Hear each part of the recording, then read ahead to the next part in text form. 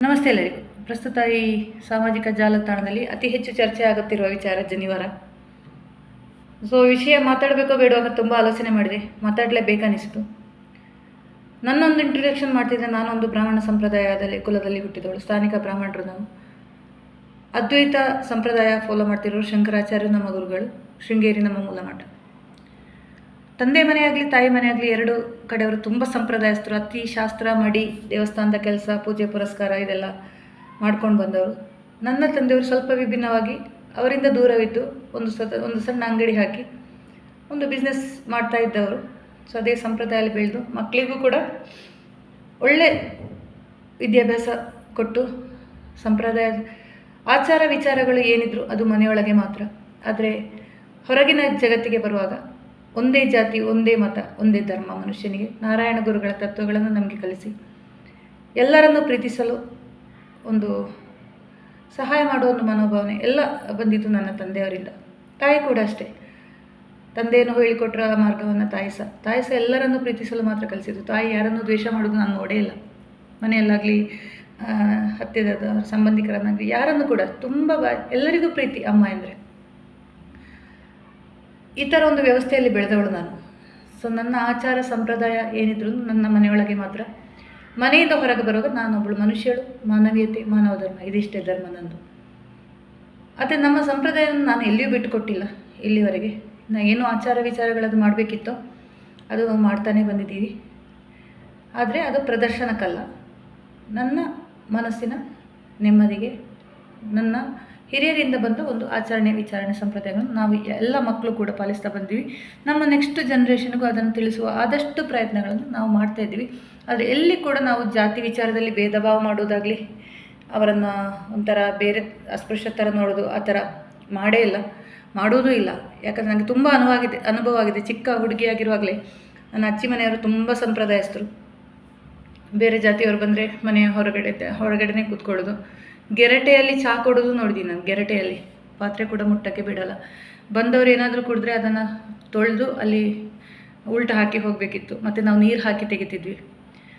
ಸೆಗಣಿ ಸಾರಿಸೋದು ಇದೆಲ್ಲ ತುಂಬ ಸಂಪ್ರದಾಯ ಇತ್ತು. ಒಂದು ದಿವಸ ನನಗೆ ಈಗಲೂ ನೆನಪಿದೆ. ಚಿಕ್ಕ ಮಗುವನ್ನೊಂದು ನಾನು ಮುಟ್ಟಿದ್ದಕ್ಕೆ ನನ್ನ ಅಜ್ಜಿ ಅಂದರು, ಆ ಮಗುವನ್ನು ಮುಟ್ಟಬೇಡ, ಅದು ಬೇರೆ ಜಾತಿ ಅಂತ. ಗೊತ್ತಿಲ್ಲ, ಅತಿ ಸಂಪ್ರದಾಯಸ್ಥರು ನನ್ನ ಅಜ್ಜಿ. ತಾಯಿ ನಾನು ಹೆಚ್ಚಾಗಿ ಅಜ್ಜಿ ಮನೆಯಲ್ಲೇ ಬೆಳೆದಿದ್ದು. ರಜದ ಕಾಲದಲ್ಲೆಲ್ಲ ನೆನಪಾಗ್ತಿದೆ. ಅತಿ ಮಡಿವಂತಿಕೆ ಇಬ್ಬರಿಗೂ, ಎರಡು ಮನೆ ತಂದವರು. ನನ್ನ ತಂದೆ ತಾಯಿ ಕೂಡ ನಾನು ನೋಡಿಲ್ಲ, ಅವರು ನಾನು ಹುಟ್ಟುವ ಮೊದಲೇ ತೀರ್ಕೊಂಡಿದ್ದಾರೆ. ಬಟ್ ಹೇಳೋದು ಕೇಳಿದ್ದೀನಿ, ತುಂಬ ಮಡಿ ಶಾಸ್ತ್ರ ನಮ್ಮ ತಂದೆ ಮನೆಯಾಗಲಿ ತಾಯಿ ಮನೆಯವರಾಗಲಿ. ಬಟ್ ನನ್ನ ತಂದೆ ವಿಭಿನ್ನವಾಗಿ, ನನ್ನ ಅಮ್ಮನಿಗೆ ಕೂಡ ಅದೇ ಥರ ಕಲಿಸಿ ನಮಗೆ ಆ ಭೇದ ಭಾವ ಜಾತಿ ಇದನ್ನೆಲ್ಲ ಬೇಡ ಅಂತಲೇ. ಅಂದರೆ ಎಲ್ಲರನ್ನ ಪ್ರೀತಿಸಬೇಕು ಸಮಾನವಾಗಿ, ಒಂದೇ ಜಾತಿ ಒಂದೇ ಮನುಷ್ಯನಿಗೆ ಅಂತ. ನಮ್ಮ ಒಂದು ಮುಸ್ಲಿಂ ಸಮುದಾಯದ ನಡುವೆ ನಾವು ಬೆಳೆದವರು. ಒಂದೇ ಒಂದು ಹಿಂದೂ ಕುಟುಂಬ, ಸುತ್ತಲೂ ಮುಸ್ಲಿಮರು. ಅಷ್ಟೊಂದು ಬಾಂಧವ್ಯದಿಂದ ಈಗಲೂ ನನ್ನ ತಂದೆಯ ಕೊಟ್ಟ ಇದನ್ನು ನನ್ನ ತಮ್ಮ ಕೂಡ ಪಾಲಿಸ್ಕೊಂಡು ಬಂದಿದ್ದಾನೆ. ನನಗೆ ಅದರಲ್ಲಿ ಯಾವುದೇ ಇದಿಲ್ಲ. ನಮ್ಮ ಮನೆಯೊಳಗೆ ಎಲ್ಲ ಕೋಣೆಗಳಿಗೂ ಮುಸ್ಲಿಮರಿಗೂ ಕೂಡ ಪ್ರವೇಶ ಇದೆ. ವಿಷಯಕ್ಕೆ ಬರ್ತೀನಿ. ಜನಿವಾರದ ವಿಷಯ ಯಾಕೆ ನಾನು ಮಾತಾಡಬೇಕಂದ್ರೆ, ಬ್ರಾಹ್ಮಣರು ಯಾರೂ ಮಾತಾಡ್ತಿಲ್ಲ. ಬ್ರಾಹ್ಮಣ ಒಂದು ತುಳಿಯಲ್ಪಟ್ಟ ಒಂದು ವರ್ಗವಾಗಿ ಹೋಗ್ತಾ ಇದೆ. ಅದಕ್ಕೆ ಕಾರಣ ಬ್ರಾಹ್ಮಣರೇ. ಯಾಕಂದರೆ ಎಲ್ಲ ಬ್ರಾಹ್ಮಣರಲ್ಲಿ ಮದ್ಯಪಾನ ಸೇವನೆ ಮಾಡೋದು, ಮಾಂಸಾಹಾರ ಸೇವನೆ ಮಾಡೋದು, ಕೆಟ್ಟ ಚಟಗಳಿಗೆ ಹೋಗೋದು ಇದೀಗ ಸರ್ವೇ ಸಾಮಾನ್ಯವಾಗಿದೆ. ನಮಗೂ ಕೂಡ ಒಬ್ಬರ ಜೊತೆ ಚರ್ಚೆ ಮಾಡಲಿಕ್ಕೆ ಬರಲ್ಲ. ಅಲ್ಲಿ ಬಂದಾಗ ಆ ಪೂಜೆ ಭಟ್ರು ಕುಡಿತಾನೆ, ಅವನು ಕುಡಿದು ಟೈಟು, ಹೀಗೆಲ್ಲ ವಿಚಾರಗಳು ಬರುತ್ತೆ. ನಮ್ಮ ಬ್ರಾಹ್ಮಣರಲ್ಲಿ ಒಂಥರ ನಮ್ಮನ್ನೇ ನಾವು ಹಾಳು ಮಾಡಿಕೊಂಡ್ವಿ ಎಂಬುದು ಸತ್ಯ. ಆದ ಕಾರಣ ನನಗೆ ಇದು ಹೆಚ್ಚು ಚರ್ಚೆ ಮಾಡಲಿಕ್ಕೂ ಆಗಲ್ಲ. ಯಾರಾದರೂ ಹೇಳಿದ್ರೆ, ನನ್ನ ಫ್ರೆಂಡ್ ಬ್ರಾಹ್ಮಣ, ಅವ್ನು ಚಿಕನ್ ತಿಂತಾನೆ. ನನ್ನ ಒಬ್ಬಳು ಫ್ರೆಂಡ್ ಹೇಳಿದ್ರು, ನನ್ನ ಫ್ರೆಂಡ್ ಬ್ರಾಹ್ಮಣ ತಂತ್ರಿಗಳವರು, ಅವ್ನು ಚಿಕನ್ ತಿಂತಾನೆ, ಮನೆಯೊಳಗೆ ಹೋಗೋ ಸ್ನಾನ ಮಾಡಿ ಹೋಗ್ತಾನಂತೆ. ನಾನು ಕೇಳಿದೆ, ಸ್ನಾನ ಮಾಡಿ ಹೋದರೆ ಹೊಟ್ಟೆಯೊಳಗೆ ಕೋಳಿ ಇರೋದು 1-2-3 ದಿವಸ ಇರುತ್ತೆ ಮಾಂಸಾಹಾರ ಮನುಷ್ಯನ ಹೊಟ್ಟೆಯೊಳಗಡೆ. ಅದು ಸಾತ್ವಿಕ ಆಹಾರ ಅಲ್ಲ. ಅದು ಬೇಗನೆ ನಮ್ಮ ಡೈಜೆಸ್ಟಿವ್ ಸಿಸ್ಟಮ್ ಕೂಡ ಅದಕ್ಕೆ ಸರಿಯಾಗಿಲ್ಲ. ನಾನು ಯೋಗ ಕ್ಲಾಸಿಗೆ ಹೋಗೋದ್ರಲ್ಲಿ ಹೇಳಿದರು, ಮಾಂಸಾಹಾರ ಸೇವನೆ ಮಾಡುವಂತಹ ಬಾಡಿ ನಮ್ಮದಲ್ಲ. ಅದು ನಾನು ಆಹಾರ ಪದ್ಧತಿ ಬಗ್ಗೆ ಮಾತಾಡಲ್ಲ, ಅದು ವಿವಾದ ಆಗುತ್ತೆ. ನಾನಂತೂ ಶುದ್ಧ ಸಸ್ಯಾಹಾರಿ. ಎಗ್ ಕೂಡ ತಿನ್ನಲ್ಲ, ಮೊಟ್ಟೆ ಕೂಡ ತಿನ್ನಲ್ಲ. ಮೊಟ್ಟೆ ಹಾಕಿದ ಕೇಕ್ಗಳನ್ನು ಗೊತ್ತಿಲ್ಲದೆ ತಿಂದಿದ್ದೀನೋ ಗೊತ್ತಿಲ್ಲ, ಪದಾರ್ಥಗಳನ್ನು ನಾನು ಸೇವಿಸಲ್ಲ. ನನ್ನ ಮನೆಯಲ್ಲೂ ನನ್ನ ಆಚಾರ ವಿಚಾರಗಳು ನನ್ನ ಮನೆಯೊಳಗೆ ಮಾತ್ರ. ಮತ್ತೆ ಹೇಳ್ತಿದ್ದೀನಿ, ಮನೆ ಹೊರಗಡೆ ಬಂದರೆ ನನಗೆ ಮನುಷ್ಯತ್ವ, ಮಾನವ ಧರ್ಮ, ಎಲ್ಲರನ್ನು ಪ್ರೀತಿಸುವ ಗುಣ ಅದು ನನ್ನಲ್ಲಿದೆ. ನನ್ನ ಅಪ್ಪ ಕಲಿಸಿದ ಒಂದು ವಿಚಾರಗಳು. ವಿಷಯಕ್ಕೆ ಬರೋಣ. ಇತ್ತೀಚೆಗೆ CET ಪರೀಕ್ಷೆಯಲ್ಲಿ ಜನಿವಾರ ತೆಗೆದು ಪರೀಕ್ಷೆ ಬರೀಬೇಕು ಅಂತ ವಿವಾದ ಆಗುತ್ತೆ. ಜನಿವಾರ ಅಂತ ಹಾಕೋದು ಒಂದು ಕೆಲವು ಇದರಲ್ಲಿ ಸಂಪ್ರದಾಯಗಳಲ್ಲಿ ಹಾಕ್ತಾರೆ. ಒಂದು ಬ್ರಾಹ್ಮಣ ಇದರಲ್ಲಿ ಹಾಕ್ತಾರೆ, GSB ಕೊಂಕಣಿ ಬ್ರಾಹ್ಮಿಣ್ಸ್ ಅಂತ ಹೇಳ್ತಾರೆ, GSB ಸಮುದಾಯದವರು ಹಾಕ್ತಾರೆ, ವಿಶ್ವಕರ್ಮ ಸಮುದಾಯದ ಹಾಕ್ತಾರೆ. ಇನ್ನು ಕೆಲವು ಇದರಲ್ಲಿ ಈ ಉಪನಯನ ಎಂಬ ಸಂಸ್ಕಾರ ಇದೆ.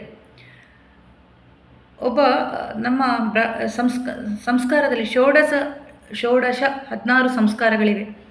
ಅದು ಗರ್ಭಧಾನದಿಂದ ಯಾವಾಗ ಗರ್ಭ ಧರಿಸೋದು ಅದಕ್ಕೊಂದು ದಿನ, ಅಲ್ಲಿಂದ ಸ್ಟಾರ್ಟ್ ಆಗಿ ಮತ್ತು 2-3 ತಿಂಗಳಲ್ಲಿ ಒಂದು ಸಂಸ್ಕಾರ ಆಗುತ್ತೆ, ಮತ್ತು ಸೀಮಂತ ಆಗುತ್ತೆ, ಮತ್ತು ಮಗುವಿನ ಜನನ ಅಂತ ಕೂಡಲೇ ಜಾತಕಾದಿ ಕರ್ಮಗಳಾಗುತ್ತೆ. ನೆಕ್ಸ್ಟು ನಾಮಕರಣ ಶಾಸ್ತ್ರ, ಕೂದಲು ತೆಗೆಸೋದು ಚೌಲ ಅಂತ ಬರುತ್ತೆ, ಮತ್ತು ಅನ್ನಪ್ರಾಶನ, ಹೀಗೆ ಮರಣದವರೆಗೆ ಸಂಸ್ಕಾರಗಳು, ವಿವಾಹ ಬರುತ್ತೆ ಇದರ ನಡುವೆ.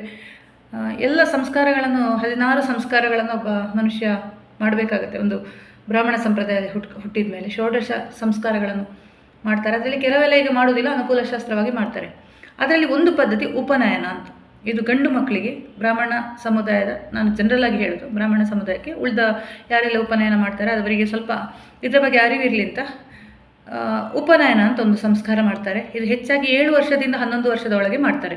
ಅಂದರೆ ಒಂದು ಹುಡುಗ ಗುರುಕುಲ ಸಿಸ್ಟಮ್ ಇತ್ತು ಹಿಂದೆ, ವಿದ್ಯಾಭ್ಯಾಸಕ್ಕಾಗಿ ತನ್ನ ಗುರುಗಳ ಬಳಿ ತೆರಳುವುದು. ಆಮೇಲೆ ಅವನು ಎಷ್ಟೋ ವರ್ಷ ಅಧ್ಯಯನ ಎಲ್ಲ ಮಾಡಿ ವಾಪಸ್ ಮನೆಗೆ ಬರ್ತಾನೆ, ಮತ್ತು ಅವನಿಗೆ ವಿವಾಹ ಇಂಥ ಸಂಪ್ರದಾಯಗಳೆಲ್ಲ ಆಗುತ್ತೆ. ಆ 16 ಉಪನಯನ ಆದ ಕೂಡಲೇ ಅವನು ಬ್ರಹ್ಮಚಾರಿ ಆಗ್ತಾನೆ. ಅವನಿಗೆ ಆ ನೂಲು ಇರುತ್ತಲ್ಲ, ಅದು ಯಜ್ಞೋಪವೀತ, ಅದನ್ನು ಅದರದ್ದು ಧಾರಣೆ ಆಗುತ್ತೆ. ತಂದೆ ಅಥವಾ ತಂದೆ ಯೂಶಲಿ ಅವನಿಗೆ ಮುಸ್ಕ ಹಾಕಿ ಗಾಯತ್ರಿ ಮಂತ್ರದ ಉಪದೇಶ ಮಾಡ್ತಾರೆ. ಇವನು ಇನ್ನು ಅಧ್ಯಯನಕ್ಕೆ ಅಂತ ಮನೆ ಬಿಟ್ಟು ತೆರಳ್ತಾನೆ ಯೂಶಲಿ ಗುರುಕುಲ ಸಿಸ್ಟಮಲ್ಲಿ.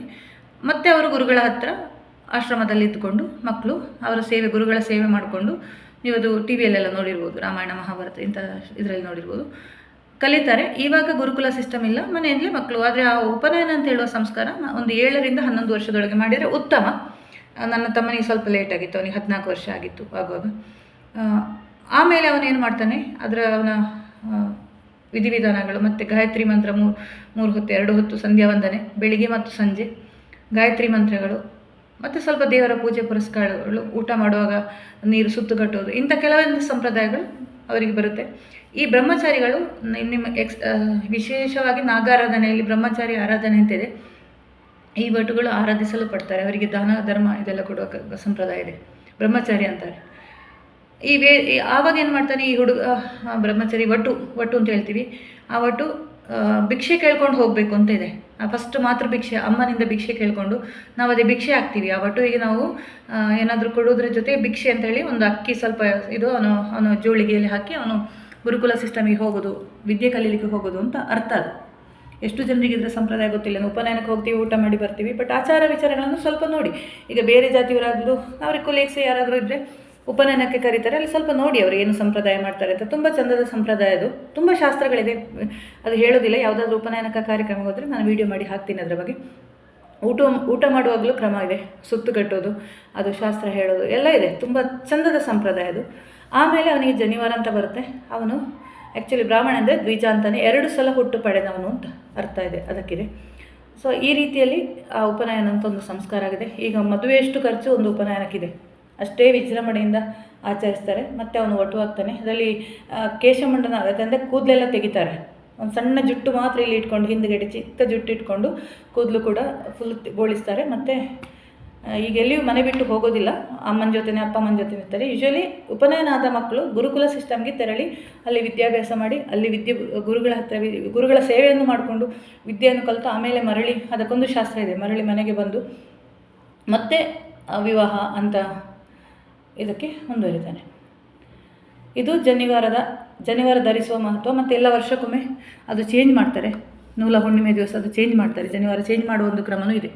ಯಾರೋ ಈಗ ಅಂಬಿಕಾ ಮೇಡಮ್ ಒಂದು ಒಳ್ಳೆ ಪೋಸ್ಟ್ ಹಾಕಿದರು, ಅದಕ್ಕೊಂದು ಕಮೆಂಟ್ ನೋಡಿದೆ. ಈ ಜನಿವಾರ ಎಂಬುದೊಮ್ಮೆ ಚೇಂಜ್ ಮಾಡಿದರೆ, ಕಟ್ ಮಾಡಿ ಬಿಸಾಕಿದರೆ ಪುನಃ ಹಾಕಲಿಕ್ಕೆ ಅಷ್ಟು ಖರ್ಚು ಇದು ಈಸಿ ಅಂತ. ಅದು ತಮಾಷೆಯ ಮಾತಲ್ಲ. ಅದು ಜನಿವಾರ ಕಟ್ ಮಾಡೋದಂದರೆ ತಮಾಷೆಯ ಮಾತಲ್ಲ. ಅದು ಸೂತಕಾದಿಗಳು ಬಂದಾಗ ಜನಿವಾರ ಚೇಂಜ್ ಮಾಡ್ತಾರೆ, ಅದಕ್ಕೊಂದು ಕ್ರಮ ಇದೆ. ಇಲ್ಲಾಂದರೆ ವರ್ಷಕ್ಕೊಮ್ಮೆ ನೂಲ ಹುಣ್ಣಿಮೆಯ ದಿವಸ ಚೇಂಜ್ ಮಾಡ್ತಾರೆ. ಸೂತಕ ಅಂತ ಹೇಳ್ತೀವಿ. ಯಾರಾದರೂ ಹುಟ್ಟಿದರೆ ಅಥವಾ ಸತ್ತರೆ ಅದರ ಶುದ್ಧ ಆಗುವಾಗ ಜನಿವಾರ ಚೇಂಜ್ ಮಾಡಬೇಕು.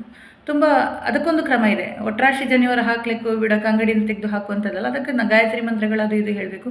ಈ ಉಪನಯನ ಆದ ಹುಡುಗನು ಅಷ್ಟೇ ಸಂಪ್ರದಾಯದಲ್ಲಿ ಇಡಬೇಕಾಗತ್ತೆ ಮದುವೆ ಆಗೋ ತನಕ. ಮತ್ತು ಹೆಣ್ಣು ಮಕ್ಕಳಿಗೆ ಉಪನಯನ ಇದೆಯಾ ಅಂತ ಕೇಳಿದರು.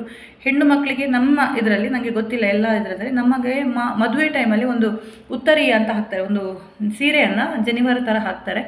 ಅದೊಂದು ಸ್ವಲ್ಪ ಸಮಯ ಇರುತ್ತೆ, ನನಗೆ ಅದರ ಸ್ವಲ್ಪ ಹೊತ್ತಿರುತ್ತೆ. ಮತ್ತು ಅದನ್ನು ತೆಗೆದು ಆಮೇಲೆ ಗಂಡನಿಗೆ 2 ಜನಿವಾರ ಆಗುತ್ತೆ. ಗಂಡಸಿಗೆ ಮದುವೆ ಬ್ರಹ್ಮಚಾರಿಯಾಗಿರುವ 1 ಜನಿವಾರನು ಇದು ಮದುವೆ ಆದಮೇಲೆ ಹೆಂಡತಿದು ಜನಿವಾರ ಗಂಡ ಧರಿಸ್ತಾನೆ, ಆ ಥರ ಒಂದು ಇದಿದೆ. ಡಬಲ್ ಜನಿವಾರ ಆಗುತ್ತೆ. ನಾವು ಬ್ರಾಹ್ಮಣ ಹುಡುಗರನ್ನು ಮದುವೆ ಆಗಿದೆ ಅಂತ ಐಡೆಂಟಿಫೈ ಇದ್ದು ಜನಿವಾರ ನೋಡಿ, ಡಬಲ್ ಜನಿವಾರ ಇರುತ್ತೆ. ಸೊ ಇದಿಷ್ಟು ಜನಿವಾರದ ಕಥೆ. ಹೆಣ್ಣು ಮಕ್ಕಳಿಗೆ ಉಪನಯನ ಸಂಸ್ಕಾರ ಇಲ್ಲ, ಬಟ್ ಮದುವೆಯ ಒಂದು ಟೈಮಲ್ಲಿ ಏನೋ ಒಂದು ಉತ್ತರಿ ಅಂತ ಜನಿವಾರ ಥರ ಹಾಕಿ ಒಂದು ಸಂಸ್ಕಾರ ಮಾಡ್ತಾರೆ. ಅದರ ಬಗ್ಗೆ ನನಗೆ ಹೆಚ್ಚು ನಾನು ಡೀಪಾಗಿ ಸ್ಟಡಿ ಮಾಡಿ ಹೋಗಲಿಲ್ಲ. ಇನ್ನು ಸದ್ಯಕ್ಕೊಂದು ಮದುವೆ ಇದೆ ಮನೆಯಲ್ಲಿ, ಫಂಕ್ಷನಲ್ಲಿ, ಆಗ ಗಮನಿಸಿದ್ರ ಬಗ್ಗೆ ಹೇಳ್ತೀನಿ. ನನಗೆ ತುಂಬ ಶಾಸ್ತ್ರ ವಿಚಾರಗಳನ್ನು ಹೇಳಬೇಕು ಅಂತ ಕೂಡ ಇದೆ. ಸೊ ನಾನು ಹೇಳೋದು, ಆ ಜನಿವಾರದಲ್ಲಿ ಏನೂ ಆಗಲಿಕ್ಕಿಲ್ಲ ಎಕ್ಸಾಮ್ ಬರೆಯುವಾಗ. ಅದು ಆ ವಟುವಿನ ಆ ಹುಡುಗನ ಮೈ ಮೇಲೆ ಇರುತ್ತೆ, ಅದರಿಂದ ಏನು ತೊಂದರೆ ಆಗೋದಿಲ್ಲ. ತುಂಬ ತಪ್ಪದು. ಇತ್ತೀಚೆಗೆ ಹಣೆ ಬೊಟ್ಟು ತೆಗೆಯೋದು, ಮೂಗಿನ ಬೊಟ್ಟು ತೆಗೆಸೋದು, ಕಿವಿದು ತೆಗೆಸೋದು, ಮಾಂಗಲ್ಯ ಸರ. ನಮ್ಮ ಹೆಣ್ಣು ಮಕ್ಕಳಲ್ಲಿ, ಮದುವೆಯಾದ ಹೆಣ್ಣು ಮಕ್ಕಳಲ್ಲಿ ಮಾಂಗಲ್ಯ ಎಷ್ಟು ಇಂಪಾರ್ಟೆಂಟ್ ಅಂದರೆ ಎಷ್ಟು ನಾವು, ಯಾಕಂದರೆ ಇತ್ತೀಚೆಗೆ ಅದ್ದೂರಿಯ ವಿವಾಹಗಳು, ಅದರಲ್ಲಿ ಚಿನ್ನದ ಇದಿರೋದು. ನನಗೆ ನಿಜವಾಗಿ ಗೊತ್ತಿರೋದು, ನನಗೆ ಮದುವೆ ಆಗುವಾಗ ನಾನು ಆಚಾರ್ಯ ಅದು ಇದು ಮಾಡ್ತಾರಲ್ಲ ಚಿನ್ನದ ಆಚಾರ್ಯಲ್ಲಿ ಕೆಳಗವರು ಹೇಳಿದ್ರು, ಎಷ್ಟು ಕಪ್ಪು ಮಣಿ ಇರುತ್ತಾ ಹೆಣ್ಮಕ್ಳಿಗೆ ಕುತ್ತಿಗೆಯಲ್ಲಿ, ಅಷ್ಟು ಗಂಡನಿಗೆ ದೇವಿಯ ಆಶೀರ್ವಾದ ಜಾಸ್ತಿ ಅಂತ. ಕಪ್ಪು ಮಣಿ ಜಾಸ್ತಿ ಧರಿಸ್ತೀವಿ ನಾವು. ಉತ್ತರ ಕರ್ನಾಟಕದ ಕಡೆ ಹೋದರೆ ಅದು ನೂಲಿನಿಂದ ಸುರಿತಾರೆ. ಹಳದಿ ದಾರ, ಕಪ್ಪು ಮಣಿ ಎಲ್ಲ ತುಂಬ ವಿಶೇಷ ಇದೆ. ಆ 2 ತಾಳಿ, ನಮ್ಮದರಲ್ಲಿ 2 ತಾಳಿ ಇದೆ. ದಿನ ಅರಿಶಿನ ಕುಂಕುಮ ಹಚ್ಚಿ ಗಂಡನ ಆಯುಷ್ಯಕ್ಕೋಸ್ಕರ ಬೇಡ್ಕೋತೀವಿ. ಹಣೆಗೆ ಕುಂಕುಮ ಇಡ್ತೀವಿ. ಇದೆಲ್ಲ ಒಂದು ಶಾಸ್ತ್ರ ಸಂಪ್ರದಾಯ, ನಾನು ಅದನ್ನು ಪಾಲಿಸ್ಕೊಂಡು ಬಂದಿದ್ದೀನಿ. ಸೊ ನಾನು ಹೇಳೋದು, ನಿಮ್ಮ ಆಧುನಿಕತೆ ಎಷ್ಟೇ ಮುಂದುವರೆದ್ರೂ ಜನಿವಾರ ತೆಗೆದು ಹೋಗೋ ಮಕ್ಕಳು ಇದ್ದಾರೆ. ನಾಚಿಕೆ ಆಗುತ್ತೆ, ತಮಾಷೆ ಮಾಡ್ತಾರೆ.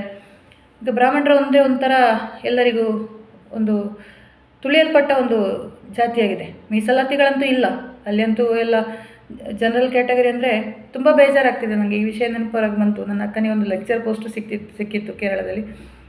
ಜಾತಿ ಎಂಬ ವ್ಯವಸ್ಥೆಯಿಂದ ಹೋಯ್ತು ನಾವು ಜನರಲ್ ಕ್ಯಾಟಗರಿ ಅಂತ ಬರೋದ್ರಿಂದ. ಈಗಲೂ ನನಗೆ ಜಾತಿ ಬಗ್ಗೆ ಥಿಂಕ್ ಮಾಡೋದು ಅದೊಂದು ಯಾವತ್ತೂ ನೆನಪಾಗುತ್ತೆ.